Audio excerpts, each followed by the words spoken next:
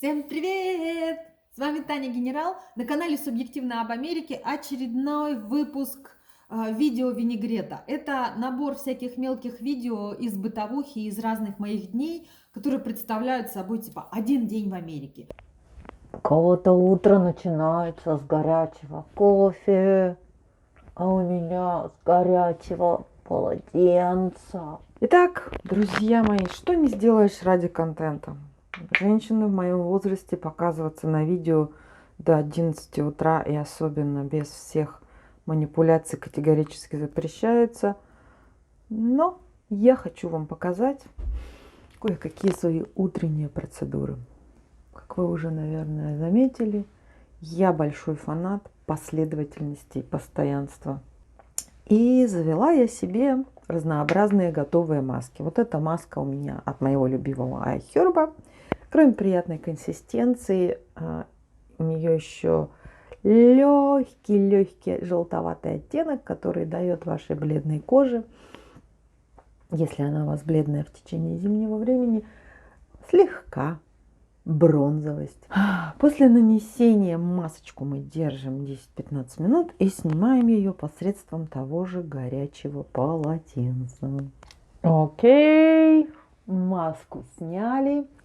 Сыворотка, если вы знаете, если вы помните, если вы вообще когда-нибудь об этом задумывались, всегда требует того, чтобы поверх нее был нанесен крем. На сегодняшний день это у меня дневной увлажняющий крем с запахом кокоса, как всегда, и защитным фактором 15. Да, всегда солнцезащитный фактор должен быть. Потом нужно будет переходить на более легкие структуры. Так, ну и наконец, самое любимое. Просыпайся, просыпайся, просыпайся. По лимфатическим линиям делаем массаж. Делаем массаж, управляем этой лимфой, разгоняем отеки.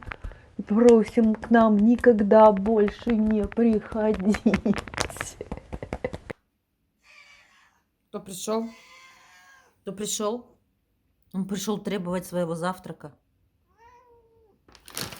Тильда у нас, как все американцы, подсела на фастфуд.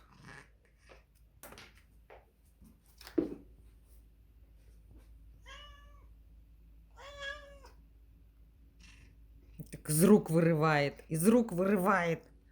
Дайте, дайте.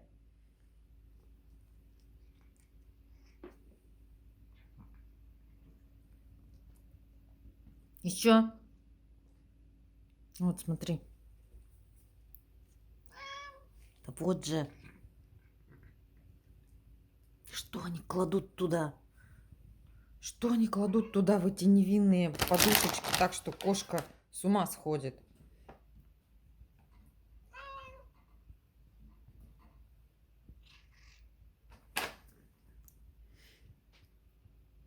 Если оставить этот пакет, она его будет таскать по всему дому и пытаться в него сама добраться.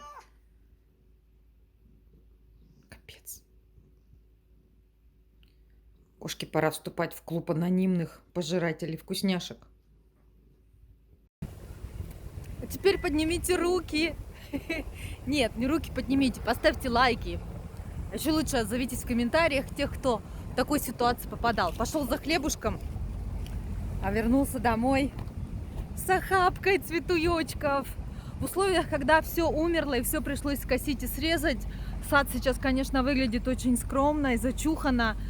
И вот эти свежие посадки, конечно, они очень радуют. Тем более, что колиус, наверняка вы все его знаете, он очень неприхотливый, переносит, ну, такую полутень. Я найду ему самое светлое солнечное место.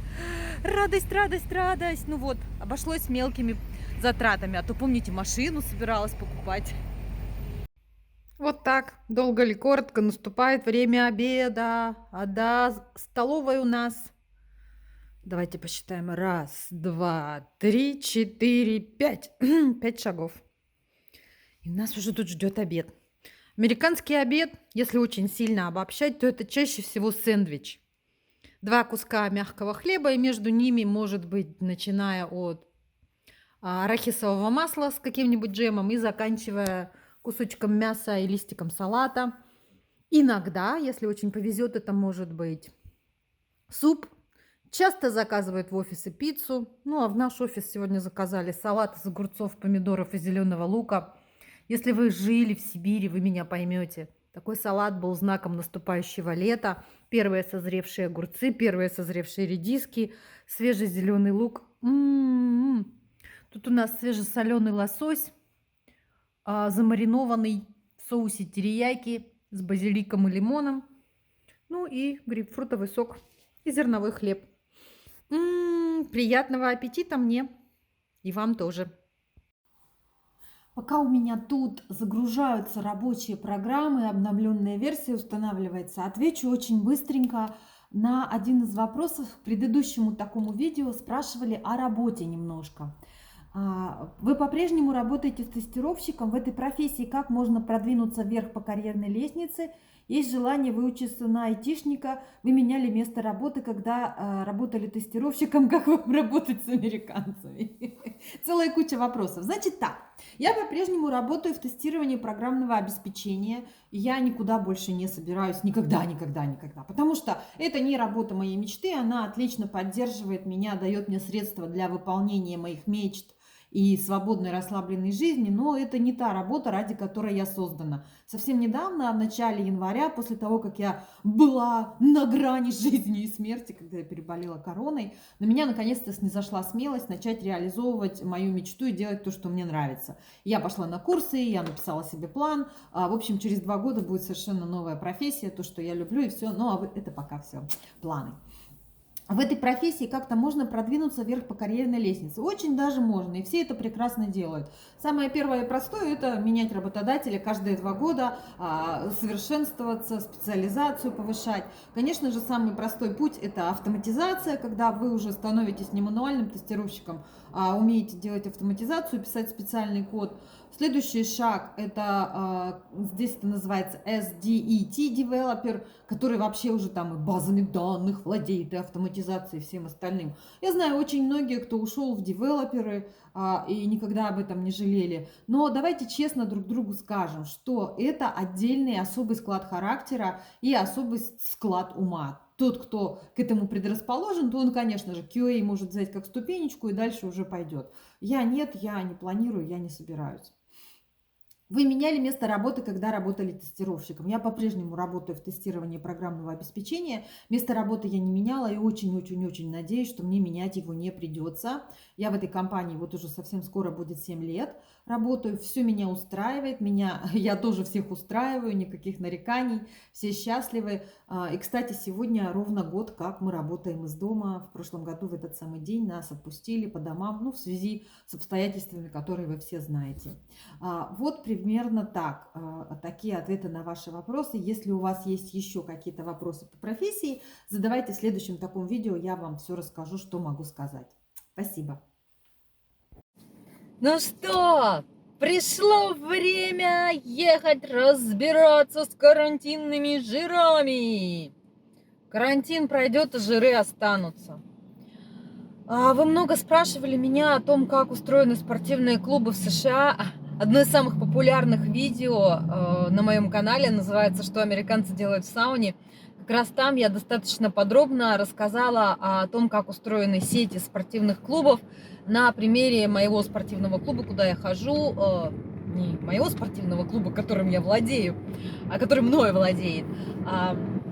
Общая идея такова, сейчас она, я думаю, что есть во всех странах. Вы платите membership каждый месяц какую-то определенную сумму и ходите, пользуетесь, имеете возможность пользоваться в зале всем, начиная от оборудования, всякие тягалки, таскалки, плюс групповые классы, плюс бассейн. А дальше уже все отличается в зависимости от класса и уровня клуба, и от того, сколько вы платите. Так, например, за $9.99 у нас в Хьюстоне можно пойти в клуб, где есть только железо, и вот просто попользоваться этим железом, позаниматься. В моем клубе за $29.99 есть бассейн, есть сауна, и есть групповые классы, и есть сайкл-классы.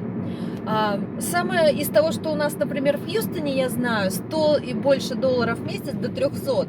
Это membership в клубе, который называется Lifetime Fitness. и у них там за эти деньги вам и ноги помоют, и воду попьют. Ну, очень много всяких разных шанежек. Расположены они, конечно, все в более таких престижных районах. И обычно вы заключаете договор на год и помесячно платите. В некоторых клубах есть так называемый вступительный взнос, еще нужно заплатить, типа административный, в некоторых нет, очень сильно зависит. Но из этого дела соскочить практически невозможно. Вход рубль, выход 3, и поэтому прежде чем принять членство в каком-нибудь клубе, подумайте хорошо несколько раз, а лучше даже и много раз. Другая тема, связанная с этими клубами, особенно сейчас, это то, что вы ограничены всеми правилами, которые в клубе приняты. Допустим, раньше меня очень сильно раздражало, как можно сделать вывод из того видео, то, что в сауне нету правил, что туда нужно заходить только в купальнике, босиком, завернувшись в полотенце. Ну, например. И люди в сауне приходят прямо из спортзала, где они натягали свое железо, в обуви, в шапках, с сумками, с телефонами, со стаканами с кофе. Ну, то есть полный дурдом. Другой вопрос был, это была проблема с шапочками в плавательном бассейне, которые, знаете, тоже по советской моей привычке, это было, у тебя должны быть купальник, шапочка, мочалка и мыло, да.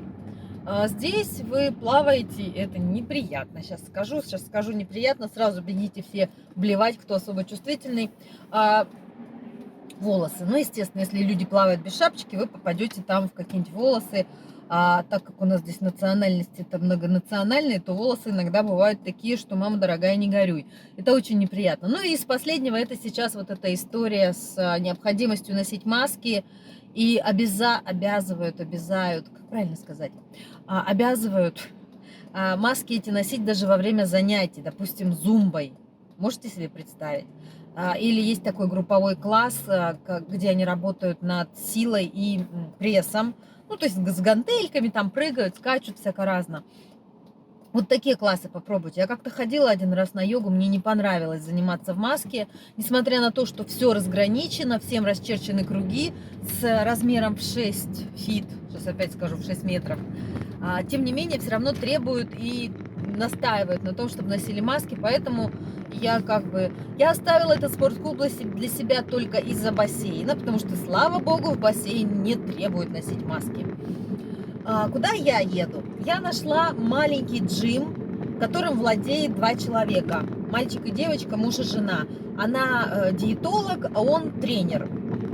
Этот джим, сейчас я вам все по ходу покажу, расположен вообще в таком, знаете, промышленном районе, в промзоне. Мне сразу это напомнило электрозавод на станции Электрозаводская, где у нас была типография.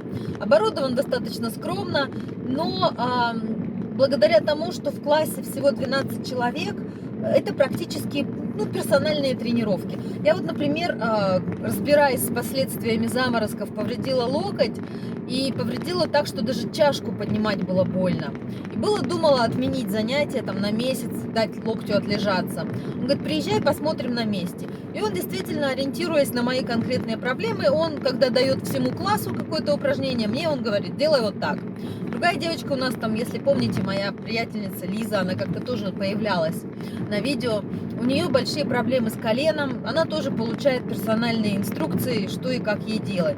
Это первое, что из приятного, когда у тебя вот этот персонализированный подход, это самое ценное, на мой взгляд, вообще, что может быть в мире, когда к тебе относятся не как к единице, как к винтику, приносящему деньги, а как все-таки к персоне. Второй момент – это атмосфера, так как групповые занятия, они все равно несут какую-то, знаете, все там прыгают вместе, скачут, вот это вот слово, которое называется синергия. И так как группа маленькая и почти все время одна и та же, то существует все равно какое-то комьюнити, что, конечно же, в условиях нынешнего карантина мне сильно не хватает.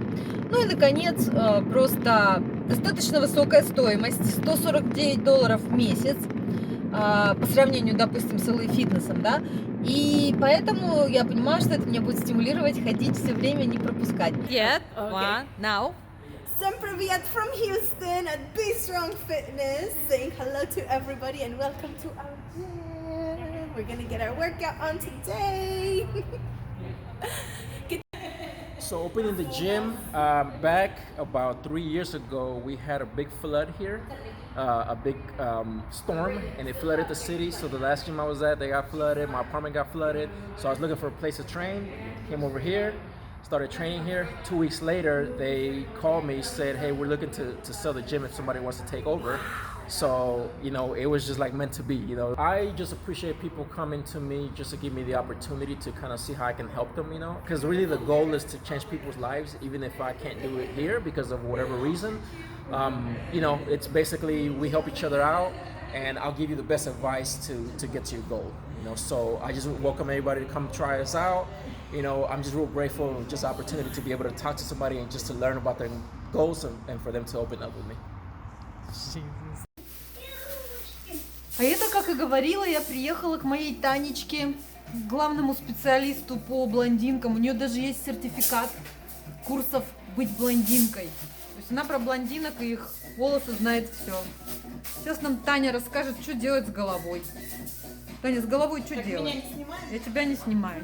Потому что, ну, явно никого мы не введем в заблуждение, что я не натуральная блондинка, но все равно светленько, хорошо, веселенько. Насчет стрижки пока не решили, потому что, ну что ж, я же их все отращиваю. Однозначно, Таня, все, вот так стрижемся. Смотрите, какая у меня шикарная форма головы. С такой формой черепа сам Бог велел. Ладно, я пошутила, мы на самом деле сделали невероятно красивый цвет опять. Сейчас покажу. Если у вас никогда не было коротких волос, и потом они у вас не отросли во что-то вот такое, то вам этого не понять. Но вот это счастье, когда тебе накрутили таких колобашек на голове, и ты вся такая кудрявая, вся такая дурочка. Ощущение вообще космическое. Одна проблема: нельзя так поздно ходить к парикмахеру, потому что теперь с такой головой куда? Домой ложиться спать? Нет, эти волосы нужно выгуливать. Поеду выгуливать. Заканчиваем мы это видео примерно вот так. Тильда.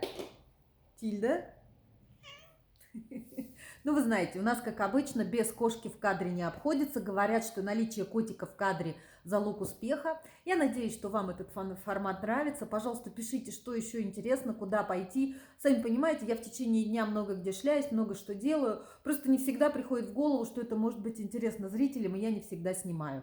У меня все. Там у меня все загрузилось, побежала работать дальше. Ваши комментарии, лайки. Не забывайте заглядывать на мой инстаграм. Мира вам, добра, тепла вашему дому. Я вас всех очень люблю, обнимаю крепко. Не уходите далеко, впереди очень много интересного. Пока-пока.